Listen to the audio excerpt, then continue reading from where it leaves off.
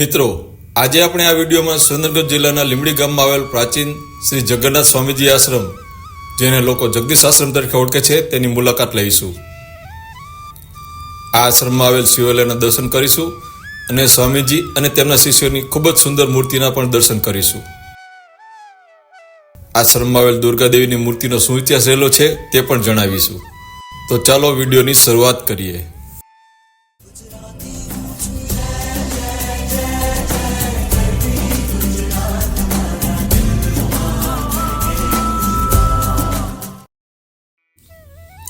જગદીશ આશ્રમ, જે સુરેન્દ્રનગર જિલ્લાના લીંબડી ગામમાં આવેલો છે. આ રસ્તો નેશનલ હાઈવેથી સીધો લીંબડી ગામમાંથી આવ્યો.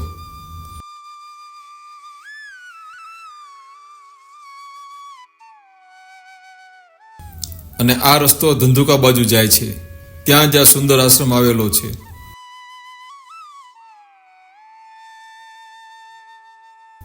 શિષ્યોની પ્રેરણા અને ભક્તોના સહકારથી આ જગ્યા પર આરસના દ્વારવાળું ભવ્ય શિવાલય, સુવર્ણ કળશ, ધ્વજારોપણની વિધિ સાથે, જેનો પ્રતિષ્ઠા મહોત્સવ વિક્રમ સંવત 1994 ફાગણ વદ 5મે સોમવારે ઉજવાયો હતો.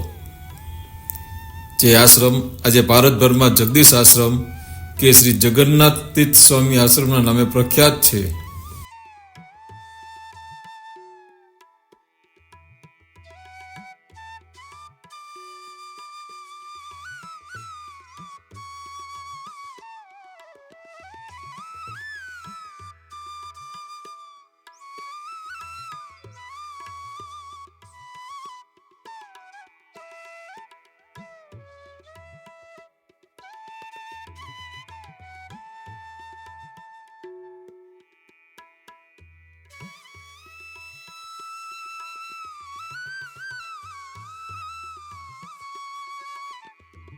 અહીં સ્વામીજી દ્વારા પોતે શક્તિપાત કરેલ શ્વેત રંગનું શિવલિંગ પૂજનાર્થે સ્થાપિત કરવામાં આવ્યું છે.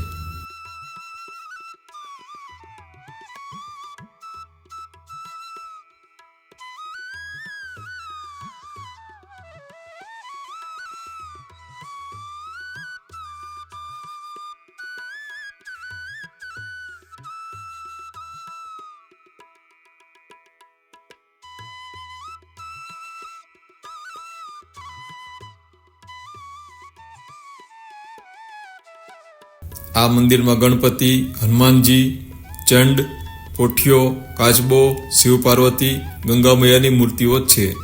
તમને કદાચ ખબર નહીં હોય, શંકરના મંદિરનો પ્રસાદ તપોધન બ્રાહ્મણ તથા અતિથિ બાવા સિવાય કોઈ ગ્રહણ કરી શકે નહીં.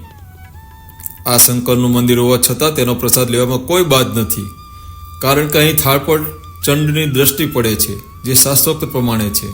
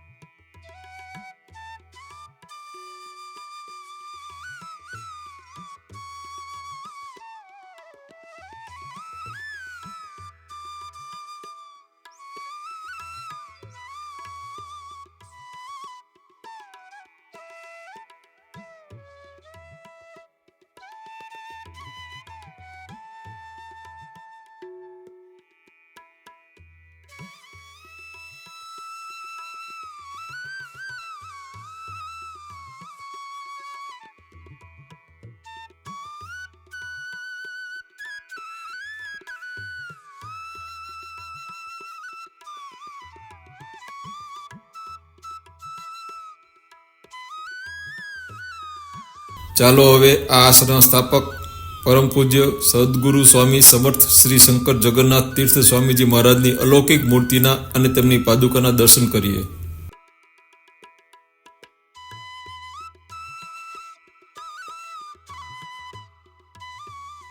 આ અખંડ જ્યોતના પણ દર્શન કરી લો.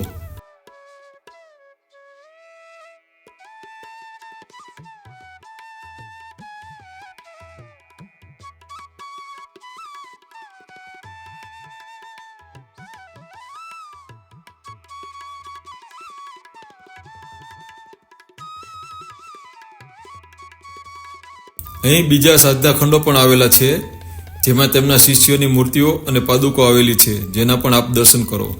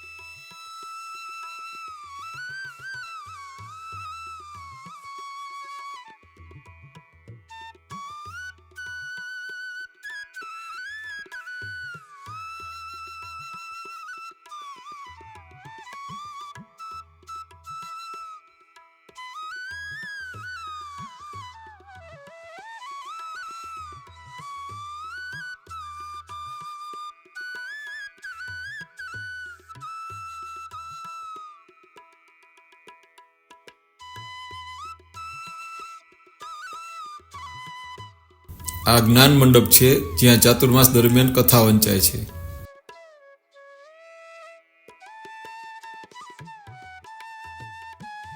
આ ગુરુ મહારાજનું કેનવાસ પર દોરેલું મોટું પેઇન્ટિંગ, જે જામનગર સ્ટેટના પેન્ટર અને ગુરુ મહારાજના ભક્ત શ્રી કેશવરામ સદાશિવ કારખાનીસે વિક્રમ સંવત 1991 એટલે કે ઈસવીસન 1935 વિજયાદશમીના દિવસે બનાવેલ છે. ફક્ત એક જ રાતમાં પોસ્ટર બનાવેલ, ત્યાર પછી પોતાની પીછી કોઈ કામ માટે ઉપાડેલ નથી. આ દુર્ગા દેવીની મૂર્તિ છે. આ મૂર્તિને કિંમતી ગણીને બ્રિટિશરો ઇંગ્લેન્ડ લઈ ગયા હતા. કઈ ધાતુની છે તે તપાસવા જમણા હાથની આ પહેલી આંગળી ખંડિત કરી હતી.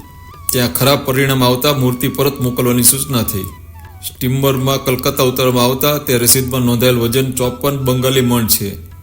ત્યાંથી રાજકોટ, સુરેન્દ્રનગર, લીંબડી લાવવામાં આવી.